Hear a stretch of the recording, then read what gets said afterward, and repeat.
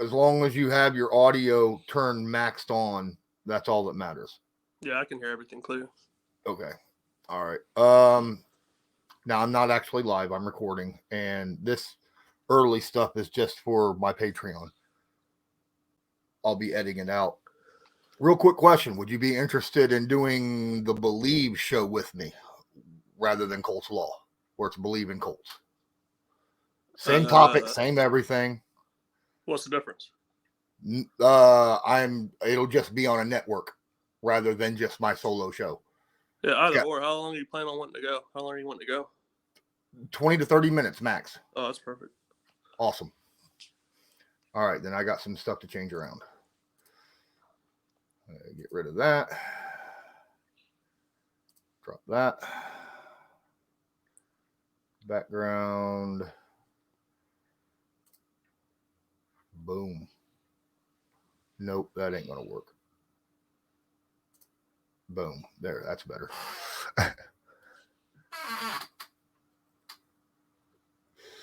Yep, it's basically I run two shows. One right now I don't have a co-host for either of them right now. My one for Colts Law, Chuck or Colts Loyalist, he had to take on a full-time job, and then Gerard Powers had to leave because he didn't have time in his days anymore with all the coaching that he was doing. So, and then Rodney McLeod, of course, now he plays for a different team. So he signed with Cleveland, didn't he? Mm-hmm. Yeah. A buddy of mine just moved here from Ohio. He's a big Browns fan. He was asking about Rodney. I'm like, dude, you're gonna love Rodney. Rodney's awesome. Rodney's a great team player, actually. Awesome team player. Had the Colts re-signed Paris Campbell, he would have been my freaking co-host on the league. Man. He even agreed to it. I'm still torn about that, dude. I'm still torn. I think Downs is going to be good, though. I like Downs. But, man, I thought Paris could have been the best receiver. I think he's the best receiver we had last year. I mean, he was there the whole time. He was the only one who was healthy all 17 games. Which is weird. Yeah. I never gave up on the kid. The only reason he didn't get better stats is because he didn't get thrown to enough because Ryan didn't have time to get through his progressions to find him. Yeah. You got a deep ball guy that can't get to the deep ball. Yeah. It's open most of the time. Let me get some water real quick. Okay.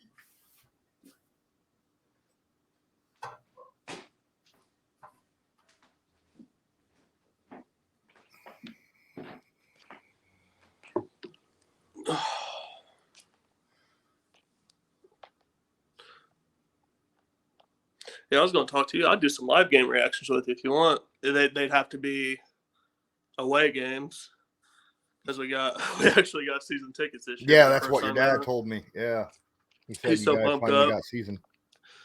Yeah, well, I'm a fat guy, so we were on the waiting list for outside seats because I don't like fucking walking through people. Yeah, got a phone call from a 317 number just randomly one day. Got your seats. Yeah. All right. So excited. There you go. Good year to have them. Yep. There'll be a lot of people there, I think, just because of the young, fresh faces that's there. At least for the first several games, I think. First few games. Yeah. I mean, depending on which way it goes. Yeah, you're right. You're right. So I'm going to start the show off. I'm going to introduce you, Okay. let you introduce yourself basically, and tell people a little bit about you, your show, where they can find you, stuff like that. And then I'm going to read off my ad that I have to do in the first 5 minutes of every show, and then we jump right into it. Cool. All right. All right. Are we ready? Yep. Ready. Awesome. Find my video clips. 3, 2, 1.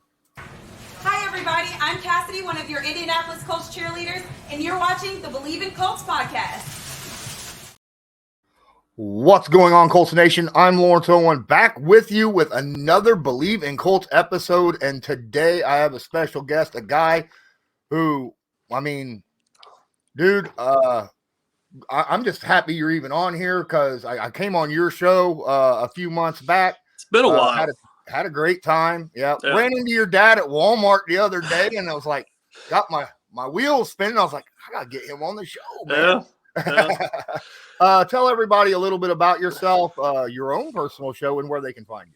Yeah. Name's Carl Holiday at Barles Barkley on Twitter. My nickname's Barl, so I put the word play on Charles Barkley.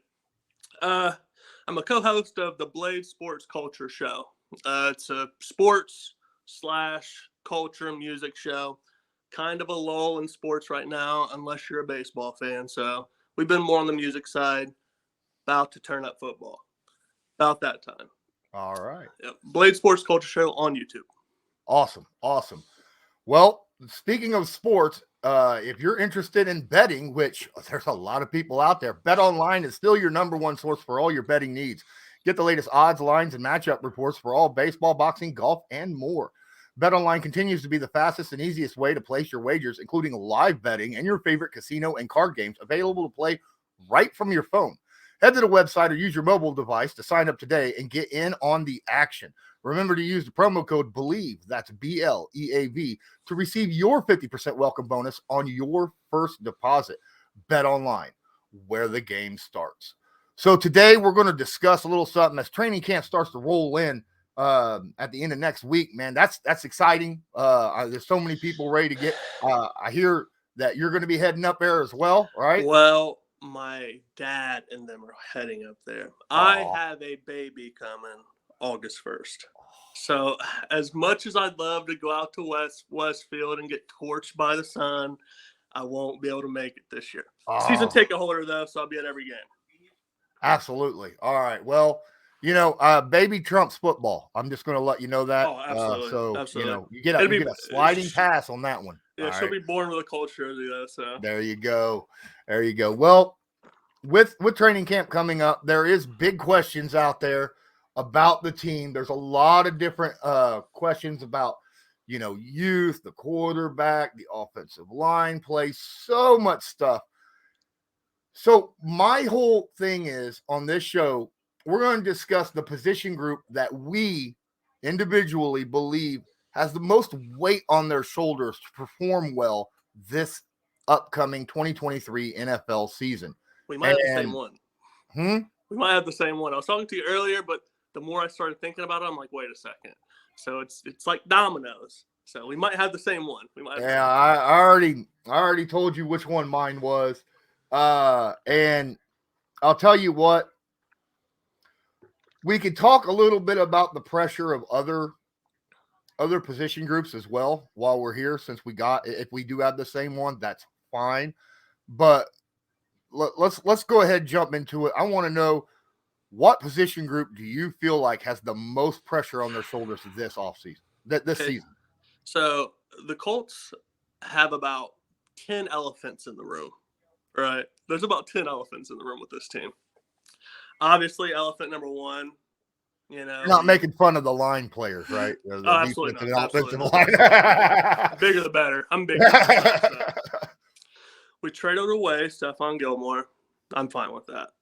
Unfortunately, we lost our then number one corner. So the question is, which group has more pressure? The biggest holes, I think, are on the defensive backs and the cornerbacks. But the biggest pressure to make up for that, I think, would be the pass rush and the defensive line. I Okay. think they have a lot of pressure to get after the quarterback because the more time that quarterback has to throw the ball, we've seen what happened in Baltimore last year. Mm-hmm. Seen what Lamar throw for 480, 500? That I think we have a lot of talent on the defensive front. I mean, I think they can ball out this year, especially with the young guys, Quiddy, if he can stay healthy, and Dio. I think we can ball out, but I think that's where the most pressure is going to be. Well, I'm going to kind of back up your statement just a little bit to build on that a little.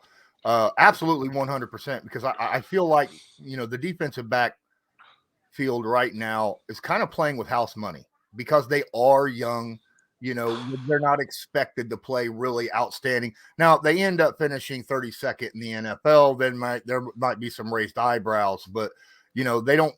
I don't think that there's a lot of pressure for. I mean, there's 3 rookies, drafted Yeah. rookies there.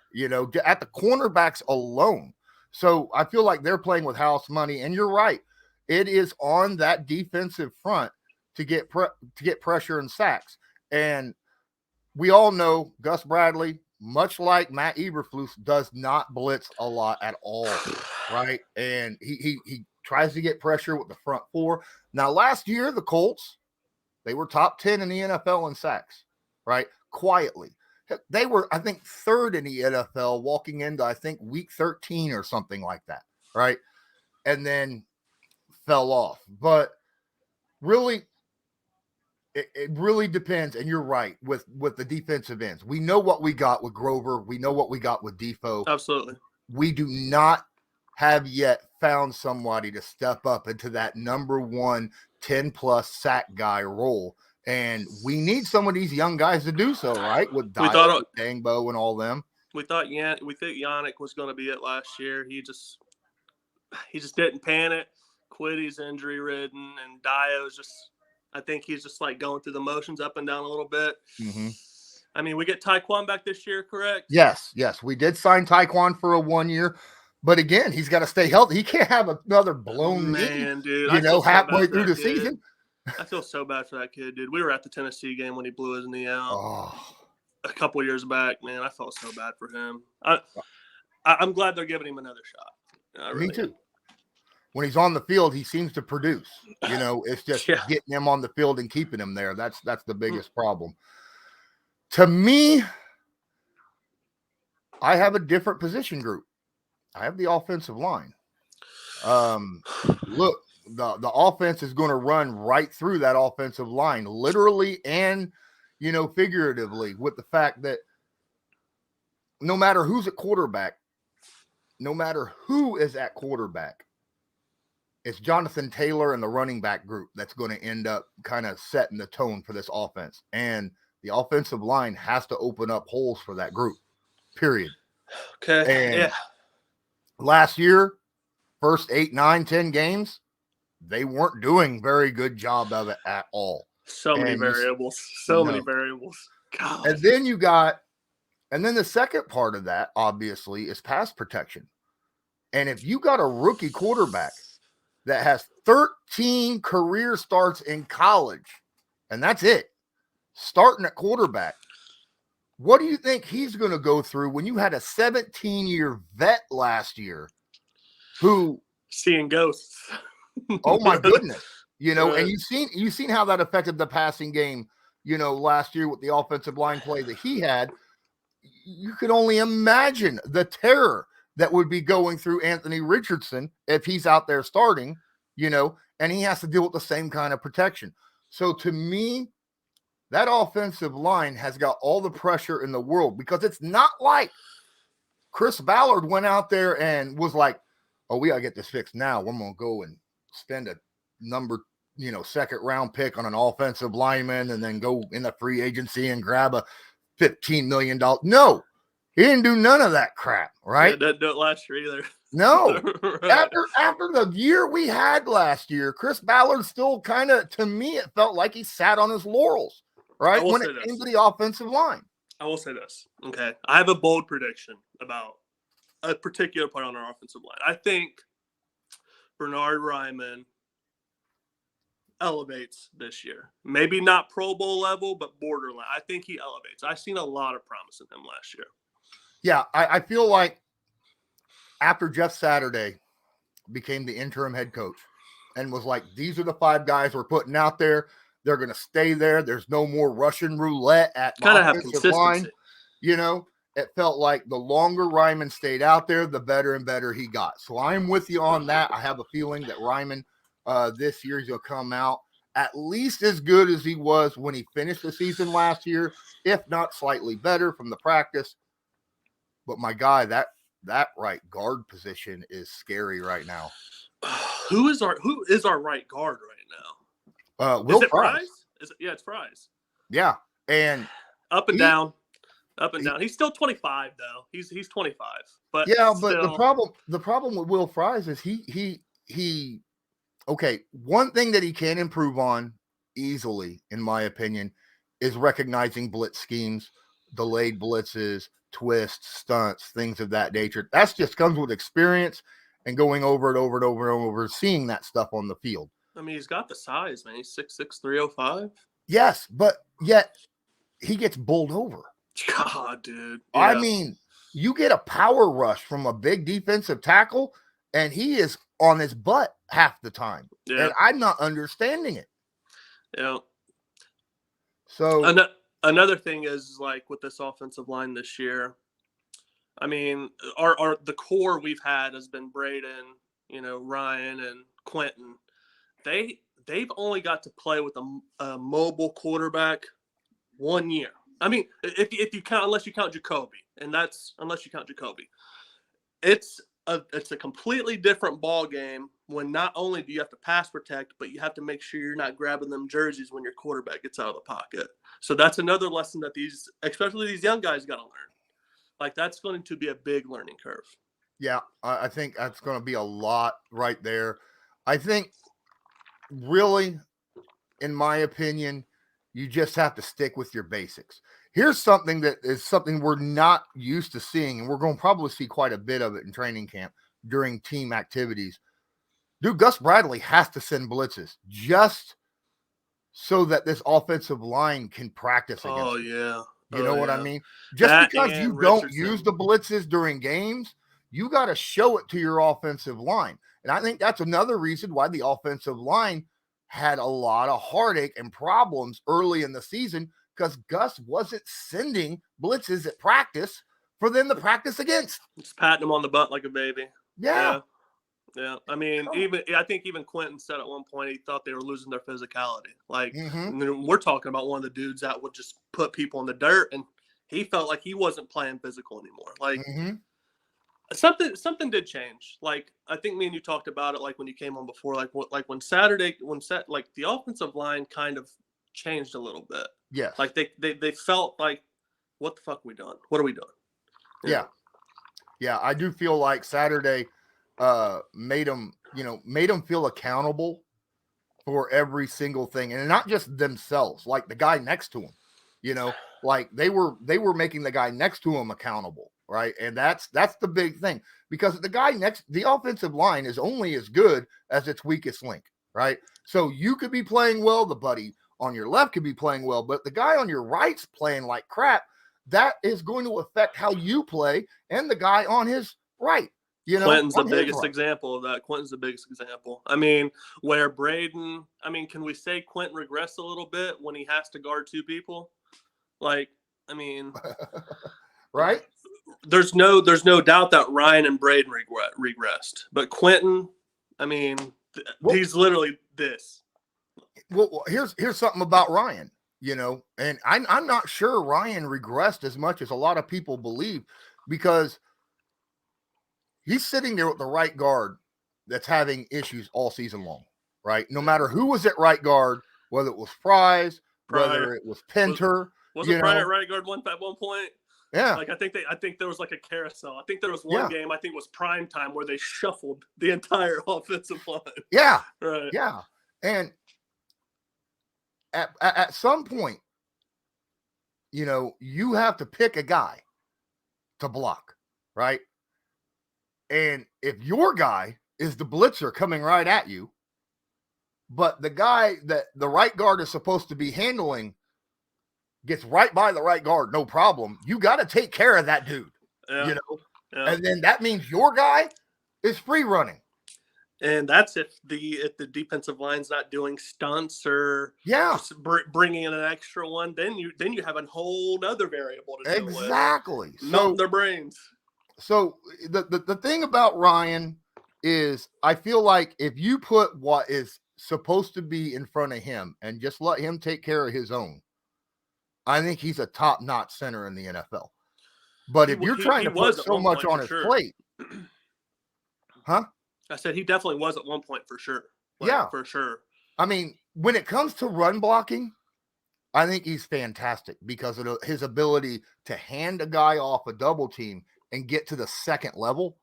That's one of the reasons why in 2021, Jonathan Taylor busted over 1,800 yards rushing, had over 20 touchdowns on the season, right? It's because of Kelly's ability to get to the second level and create that seal block at the second level and allow Taylor, the extra 2, 3, 4 yards of running room before he's even touched. MVP Jonathan Taylor. I just seen that video that you posted about the New England one. Oh, yeah. God, dude. But so to me, it's funny. I think it's really funny that between the two of us, our two biggest position groups that have the most weight on their shoulders entering this season is the two position groups that both the head coach and the GM say is the most important on the team, and that's in the trenches on the offensive and defensive line. Chris Ballard preached that, man.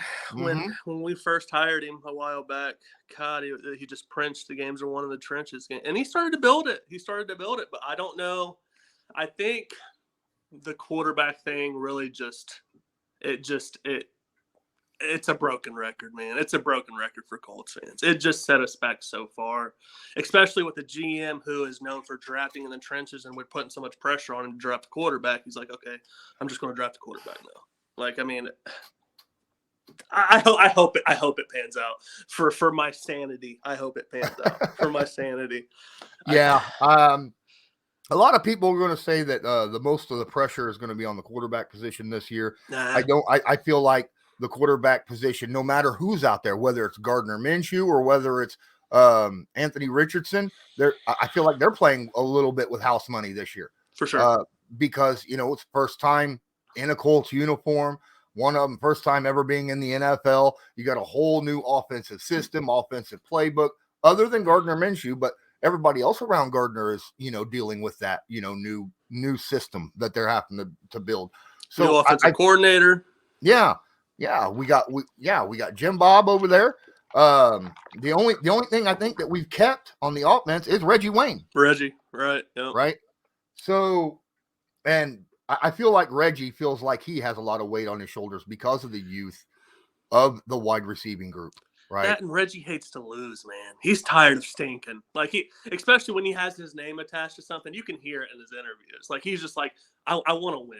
Like he wants to win, man. Well, yeah. I mean, we all remember the Green Bay game where he's like, we're not going to lose this game. I'm going to single-handedly win this game for Chuck Pagano. And he got for 200, 180, 200. He had like 230 yards receiving or some crap like it. It was ridiculous. Yeah. It was unbelievable game from Reggie. Just to will the Colts to win in that game. Now, I wish that he could will the Colts to win every game, while he's a coach, but that's a little bit different. Only so much you can do. Yeah. Our wide receiver room looks good. You only yell at somebody so much. Our wide receiver room looks good. I ain't hating on him. I mean, a lot of promise there. Oh, Josh Downs? Yeah. I know Reggie said that he thought he was the best receiver at camp. At the combine. Wow. From what I've seen, the kids, I mean, he's got it. It's just, there's a lot of targets there. I mean, especially with our tight end room. Like, our tight end room is big. Oh, we have a big tight end room. We got a great tight end. I feel like we have a deep tight end. I'm not saying that the top end talent is as good as like a Travis Kelce or a right.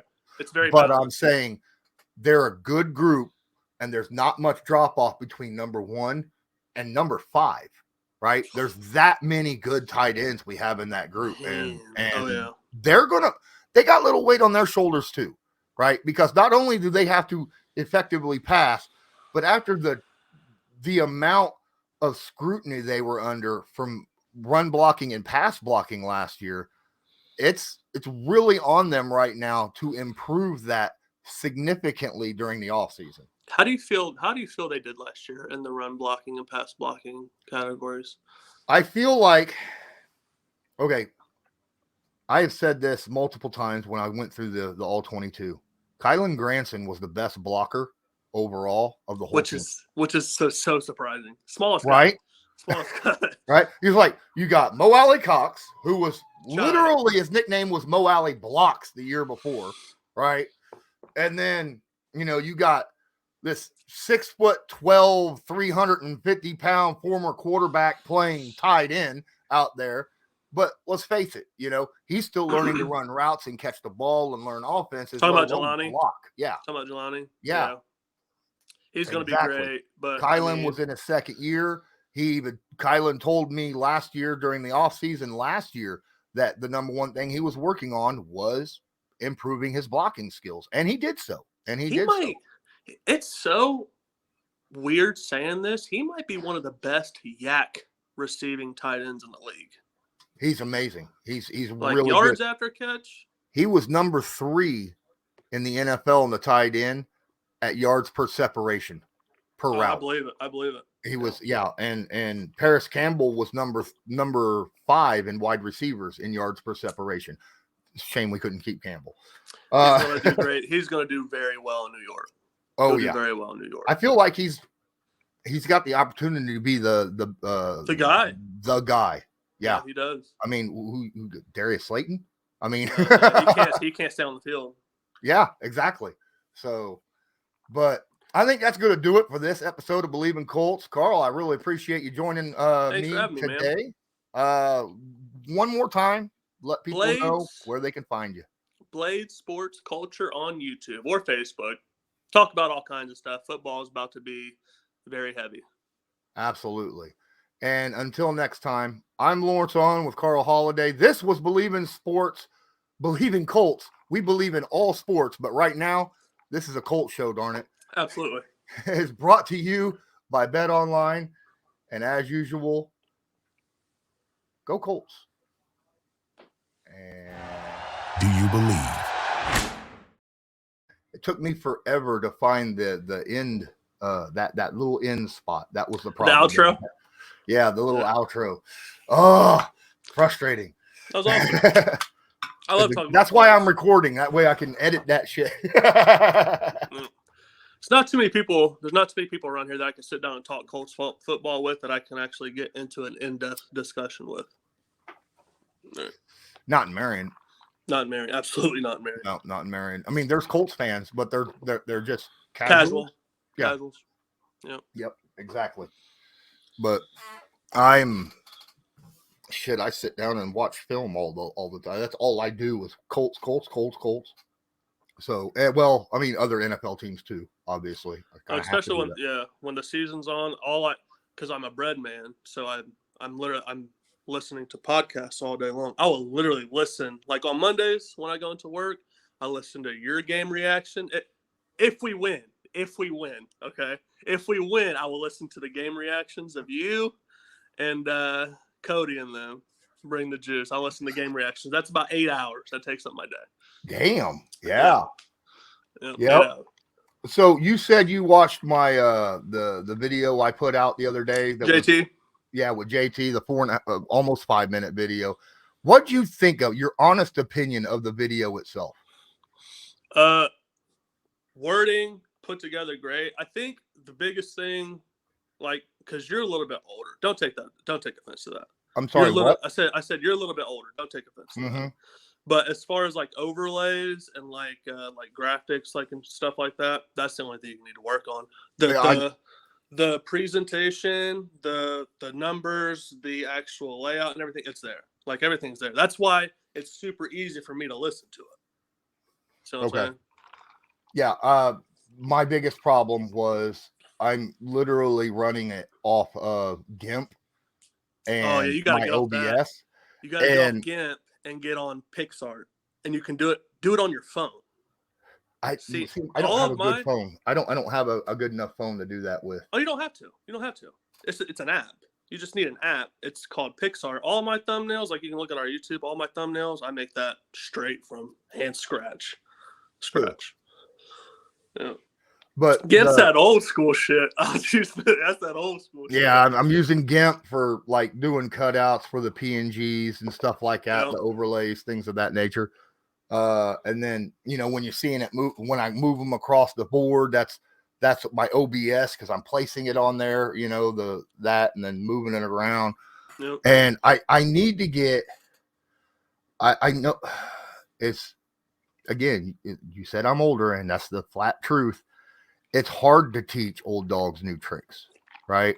And I need to get into that Adobe, Adobe's we haven't gotten into Adobe yet. We edit all of our podcasts through KindMaster and CapCut, which I do like a lot of our reels and stuff in CapCut. The main podcast itself is KindMaster. It's all through a phone. Okay. Well, I got a PC. It's awesome. I got a high-end PC. But I want to do you know Bruce Stew? The YouTube Bruce video? Stew. Bruce Stew. It's a YouTube he just YouTuber? basically, yeah, he's a YouTuber. He's got like 3 million followers or something, subscribers. He does basic bitch cartoons. Like That'd be South awesome Park to basic do, wouldn't bitch. it? Yes. Make Colts cartoons. That'd yes. be awesome. And I would love to do it something like that. That's kind of got a little bit of like that was where I got my idea for the last video. It's a market that's untapped, especially like in like NFL. See, I don't know how it goes about like trademark. See, that's one thing I don't know how that goes. I don't know if you can just put them in like the blue and white without the logo and just talk about it. But trademark would be a big thing. I don't know if you could talk to somebody about authorizing it, but that you don't see nobody doing that. Yeah, I could talk. Like I've got the public relations for the Colts. I got on. I fucking text with him every damn day. I'll just ask him about different stuff. What I can and cannot do. I do it all the time. Anyhow, when it comes to like, I'm allowed to do reactions to videos post-production when they produce any video that the Indianapolis Colts do. I'm allowed to do a reaction to it. Now they said if it's a live, with it on the screen. Yeah. Oh, that's sick. Yeah. So, but they said they don't want you doing it while it's live because it would take away from their views. Their live views. That's insane, so you can't do man. a live reaction to the live show. Yeah, that's insane because I remember this past year when they were announcing Saturday. I remember Cody and them were streaming it, and McAfee popped up in the feed, and that was so huge for them, so huge. I was on the, I was on the Pat McAfee show, right? Yeah, I heard about that. Yeah, not physically, but I had a tweet when my dad died. Oh, yeah. And when my dad died, dope, dude, that was so dope with him. I know there was some bullshit. And then I called into the show at the very end of the show, and I was talking to him on the show. Yeah, super dope, dude, man. Yeah, he told me that he was going to have me on the show at some point just to talk Colts football. So we'll see what happens. Maybe that'd be huge. Maybe I can, if we're there the same days on training camp, maybe I could sit down with him while he's recording, and that would be freaking amazing. Even just shaking his hand, dude. Yeah, I mean, yeah. Now that he's a big time ESPN Disney guy. I'm not even going to hate on him, man. I mean, just get your money, especially if his homies paid. I mean, granted, he ain't going to be able to say fuck all the time, but he's not going to be able to do that Spotify shit no more. Yeah. What was it? Where was he signed at? YouTube, yeah. But he'll have.